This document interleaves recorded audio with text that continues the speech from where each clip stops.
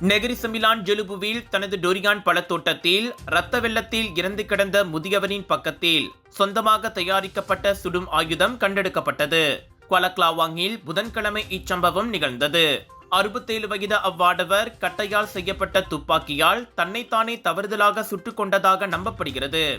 தோட்டத்துக்கு போவதாக கூறி காலையில் வீட்டை விட்டு கிளம்பியவர் மாலை வரை வீடு திரும்பவில்லை.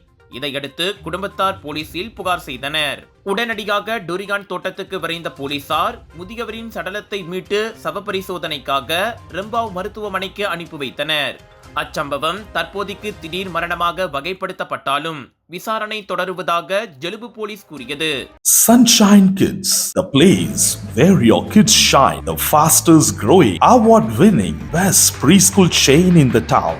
Welcome to our preschool, where learning meets fun. Our preschool provides a nurturing environment for young learners to thrive. www.sunshinekids.com.my doctor Apparao சன்னாசையின் த ரப்பர் எஸ்டேட் பாய், பால்வெட்டியின் மகன், பல்கலைக்கழக விரிவுரையாளரான சுயசரிதை.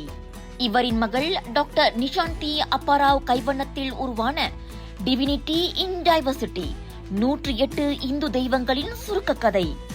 தந்தை மகள் படித்திருக்கும் இந்த சிறப்புமிகு நூல்களை உடனே வாங்கி படியுங்கள்.